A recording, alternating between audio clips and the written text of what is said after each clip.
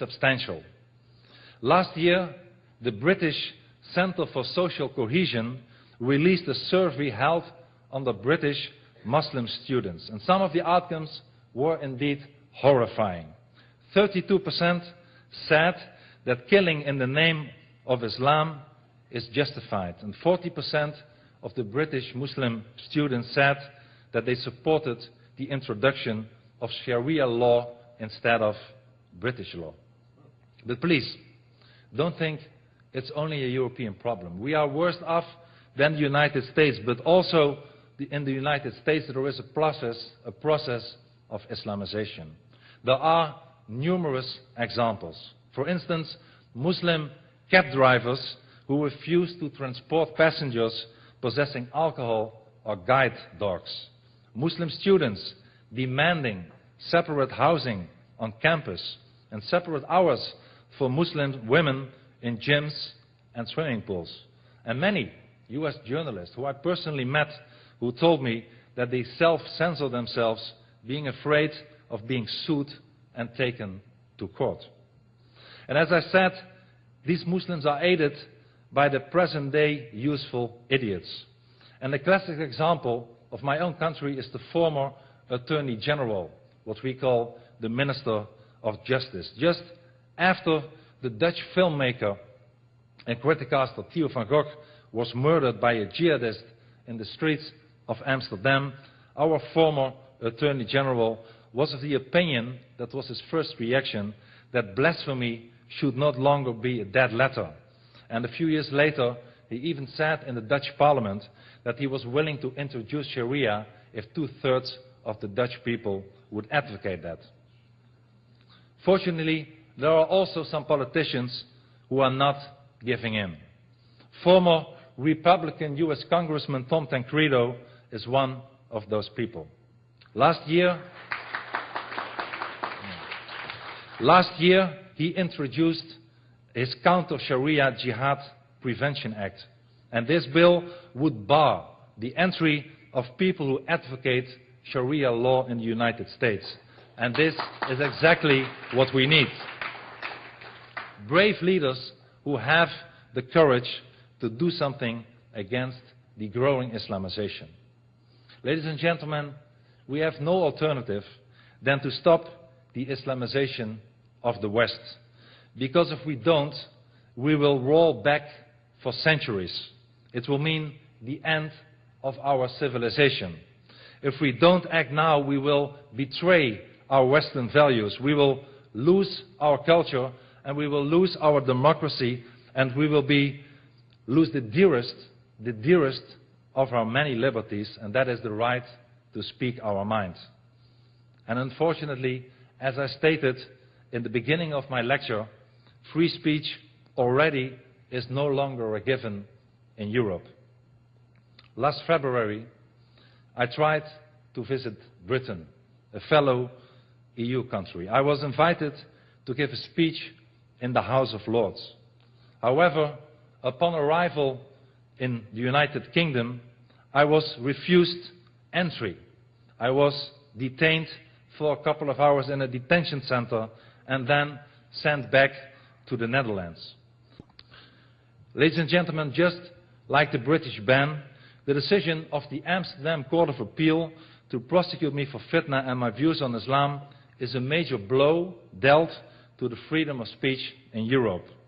They are full-fledged attacks on freedom of speech in order to appease Muslims. Both are major victories for Islam and for all who hate the freedom of speech. And whether I personally end up in jail is not the most important issue. I gave up my freedom 4.5 years ago when I came under full-time police protection because of death threats from Muslims and terroristic groups like Al-Qaeda. And in the last few years, indeed, I lived in different safe houses, in army barracks, and yes, even in prison cells in order to be safe. But it's not about me. It's not about Geert Wilders. The real question is, will free speech be put behind bars? And we have, ladies and gentlemen, we have to defend the freedom of speech. And I propose the withdrawal of all hate speech legislation in Europe. I propose a European First Amendment. In Europe, we should defend freedom of speech like you Americans do. Recently, I was very proud to be invited and show fitna in the heart of your great democracy, in the US Senate, on the invitation of Senator Kahl, while in the European Parliament my movie was banned twice, both in Strasbourg and in Brussels. Europe should take America as a model. In Europe, freedom of speech should be extended instead of restricted. And besides the introduction of a European First Amendment, I propose the boycott of the UN Human Rights Council.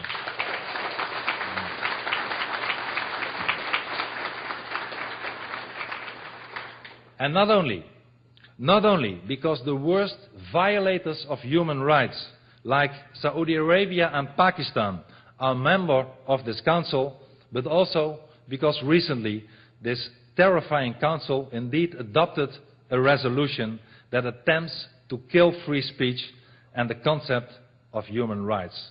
This resolution on combating defamation of religions does not protect individuals, but shields Islam for criticism. The resolution calls upon UN member states to provide legal protection against defamation of religions and incitement to religious hatred.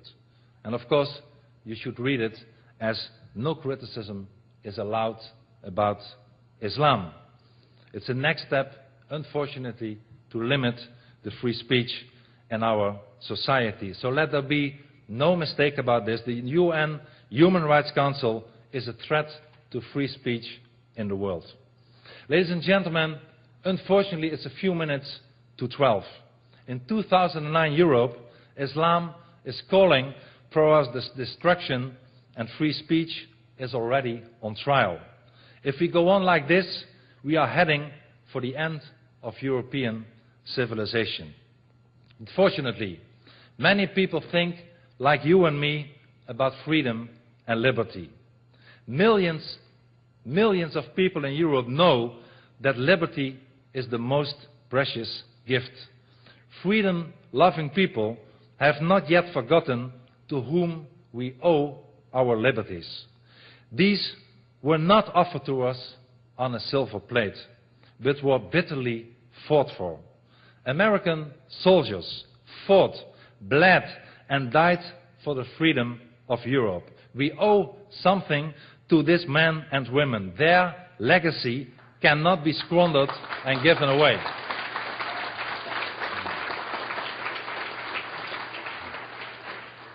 American soldiers did not die for an Islamized Europe. They died for a free Europe. We should always remember that. Ladies and gentlemen, if we want to defend our freedom, if we truly want to withstand the evil forces of Islam, if we want to survive, we need less cowards, less dhimmis in the European and American politics, and more heroes. We need to prevail.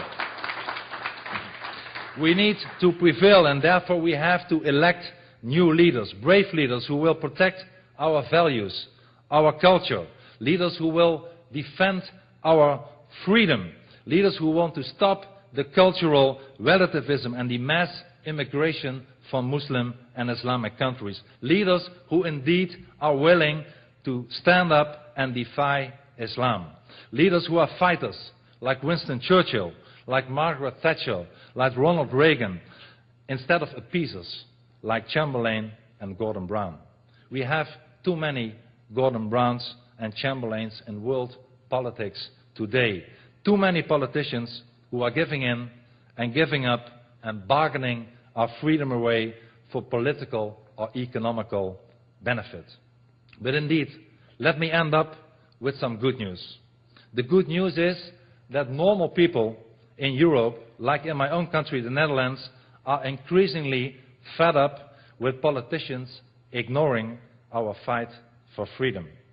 A growing amount of people want to stop the Islamization of our societies. A growing amount of people want to fight for the freedom of speech and want to preserve the preciousness of our free societies, our rule of law and our democracy, want to give this freedom to their children and their children.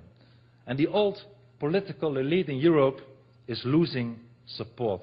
New political parties who fight for freedom are gaining strength in many European countries. Like my own party, the Freedom Party. We started as a new party and took part for the first time in the Dutch national elections 2.5 years ago.